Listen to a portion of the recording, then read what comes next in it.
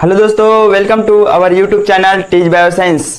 आज हम जानेंगे जल प्रदूषण के बारे में। जल प्रदूषण क्यों होता है, जल प्रदूषण के कारण क्या है, जल प्रदूषण कहाँ से उत्पन्न होता है, जल प्रदूषण को हम कैसे कंट्रोल कर सकते हैं और उनका उपाय ढूंढ सकते हैं। तो आज जल प्रदूषण के बहुत से कारण हैं, जैसे वाहित मलमूत्र का नदी नालों में विसर्जित करना, औद्योगिक मीन्स कारखानों से निकलने वाले अपशिष्ट पदार्थों को नदी नालों में छोड़ देना, विसर्जित कर देना, कीटनाशकों मीन्स विभिन्न प्रकार के दवाइयों का हम खेतों में जो उपयोग करते हैं वह खेतों से होते हुए नदी नालों और तालाबों में पहुंचते हैं, जिससे जीवों पर बहुत गहरा प्रभाव पड़ता है। जल प्रदूषण पृथ्वी पर पाए जाने वाले सभी जीव जंतुओं के लिए बहुत ही हानिकारक है। तो जल प्रदूषण की परिभाषा, तो जल में होने वाले अवांछनीय पदार्थों का उपस्थित होना ही जल प्रदूषण कहलाता है। तो अवांछनीय पदार्थ मीन्स कार्बनिक और अकार्बनिक, रासायनिक, जैविक, भौतिक है जो जीवित जीवों के लिए हानिकारक हो। जल प्रदूषित होना मीन्स जो जीवों के लिए उपयोगी नहीं है, उसे हम जल प्रदूषण के नाम से जानते हैं। जल प्रदूषण के कुछ मुख्य स्रोत हैं, उनके बारे में जानते हैं। फर्स्ट है वाहित मल से जल का प्रदूषित होना। वाहित मल कहने का अर्थ है हमारे घर में जो अनुपयोगी पदार्थ हैं मीन्स मटेरियल्स हैं, उनको हम नदी नालों के माध्यम से वह समुद्र में जाता है और वह जीवों के लिए हार्मफुल इफेक्ट्स होते हैं, जिसे हम वाहित मल के नाम से जानते हैं। जैसे कागज है, पॉलीथीन्स हैं, सब्जियों के छिलके हैं, ये सब हमारे लिए वाहित मल होते हैं। यह जल में जाकर जल को प्रदूषित करते हैं। सेकेंड है कृषि विसर्जन मीन्स एग्रीकल्चर में जो हम विभिन्न प्रकार के insecticide, pesticides, fungicides, herbicides means जो दवाइयों का उपयोग करते हैं, वे बरसात के दिनों में तालाबों में, नालों में, नलियों से होते हुए समुद्र में चले जाते हैं और वह जलीय जीवों के लिए हार्मफुल तो होते ही हैं, साथ में जो मानव होते हैं या फिर जानवर होते हैं उस जल को ग्रहण करके वे डिसीज्ड हो जाते हैं मीन्स रोगी हो जाते हैं। तीसरा जल प्रदूषण का मुख्य स्रोत है घरेलू अपमार्जक का अत्यधिक मात्रा में उपयोग करना। तो जनरली सबके घर में सर्फ साबुन का यूज होता ही है। यह गांवों में, शहरों में हर जगह यूज होता है।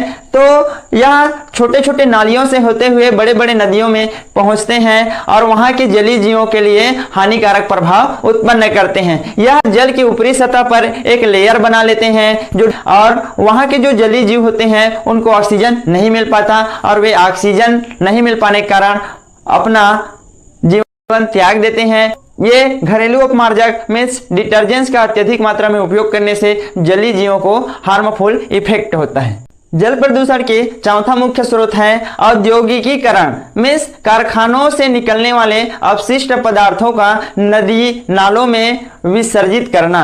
जैसे कि विभिन्न कारखानों से निकलने वाले जो वेस्ट मटेरियल्स हैं उनको नदी नालों में डाल दिया जाता है, जहां पर सूक्ष्म जीव उत्पन्न हो जाते हैं और जल को पूरी तरीके से प्रदूषित कर देते हैं, जिससे जो जलीय जीव हैं वह इन्फेक्टेड हो जाते हैं और हमारा जो जल है वह क्या हो जाता है, प्रदूषित हो जाता है, जिससे हम जल का इजीली उपयोग नहीं कर पाते हैं। कारखानों से निकलने वाले जो वेस्ट मटेरियल्स होते हैं वे अधिक गर्म रहते हैं और डायरेक्ट नदी नालों में डाल दिया जाता है, जिससे जलीय जीव पूरी तरीके से प्रभावित होते हैं और जल प्रदूषित हो जाते हैं। कई जीव तो गर्म पानी की वजह से मर जाते हैं, तो कई जीव उसमें जो विभिन्न प्रकार के केमिकल्स होते हैं उनके कारण उनका डेथ हो जाता है और हमारा जो जल है वह प्रदूषित हो जाता है, जिससे जलीय जीवों में तो डिसीज होते ही हैं, साथ ही साथ विभिन्न प्रकार के जो जीव हैं जो जल का यूज करते हैं वे भी रोगग्रस्त हो जाते हैं और अपना जीवन त्याग देते हैं। पांचवा जल प्रदूषण के मुख्य स्रोत होते हैं शवों का मीन्स मृत शरीर का जल में प्रवाह करना। तो जो नदी के किनारे बसे जो नगर होते हैं, गांव होते हैं, शहर होते हैं, वे क्या करते हैं, जो अधजली लाश मीन्स मृत शरीर को नदी नालों में बहा देते हैं, जिससे हमारा जल प्रदूषित हो जाता है।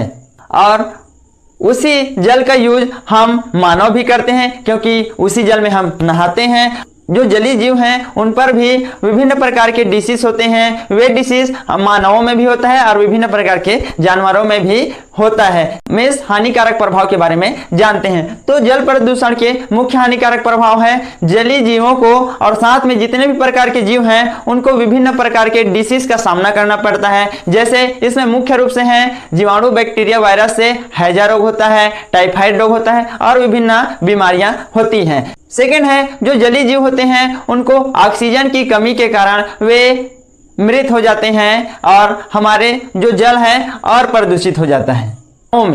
जल प्रदूषण के तीसरा मुख्य कारण है मानवों और जानवरों में विभिन्न प्रकार के स्किन डिसीज करते हैं। जैसे खुजली, दांत खाज, ये विभिन्न प्रकार के डिसीज उत्पन्न करते हैं।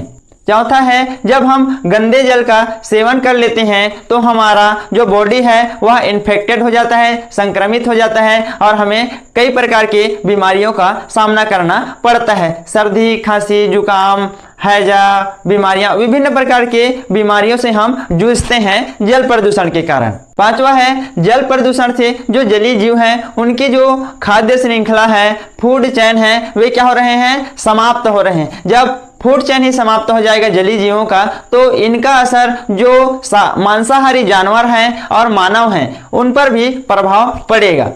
अब हम जानेंगे जल को कैसे प्रदूषित होने से बचा सकते हैं, उनको कंट्रोल कर सकते हैं और इनके क्या उपाय हैं। तो फर्स्ट है कारखानों से निकलने वाले जो वेस्ट पदार्थ हैं, व्यर्थ पदार्थ हैं, उनको डालने से पहले यदि हम उसको उपचारित करके जो गर्म वेस्ट मटेरियल उसे ठंडा करके यदि नदी नालों में डालें तो हमारे लिए क्या होगा, बेनिफिट होगा। हम जल प्रदूषण को कंट्रोल कर सकते हैं। जो हम हार्मफुल मेडिसिन मीन्स दवाइयों का छिड़काव करते हैं फसल में तो उसको न करके हम जैविक खेती अपनाएं तो हम जल प्रदूषण से मुक्त हो सकते हैं, हम जल को प्रदूषित होने से बचा सकते हैं। तीसरा है जो वाहित मल हैं जैसे कि पॉलीथीन्स हैं, प्लास्टिक्स हैं, उनको हम एकत्रित करके एक निश्चित जगह पर दबा दें, मीन्स मिट्टी में दबा देंगे तो वे बहकर नदी नालों में नहीं जाएगा तो हमारा जल प्रदूषित होने से बच जाएगा। फोर्थ है जो मृत शरीर हैं या फिर जो शव हैं उनको जो जलाते हैं उनसे जो राख बचता है उसे हम नदी नालों में नहीं डालकर उसे किस खाली स्थान पर डाल दें तो वे हमारे लिए ज्यादा बेटर होगा। इससे जलीय जीवों को कोई नुकसान नहीं होगा और हमारा जो नदी है वह भी बिल्कुल अच्छा रहेगा जिसमें हम नहा सकते हैं। पांचवा है हमें न्यूक्लियर एटम्स का यूज नदी नालों में, समुद्रों में नहीं करना चाहिए जिससे हमारा जल प्रदूषित होने से बच सकता है और वहां जो जीव जंतु रहते हैं वे भी सुरक्षित रहेंगे जिससे हमारा खाद्य श्रृंखला है, फूड चेन है, वे डैमेज ना हो और हमारा जो फूड चेन है निरंतर चलते रहे।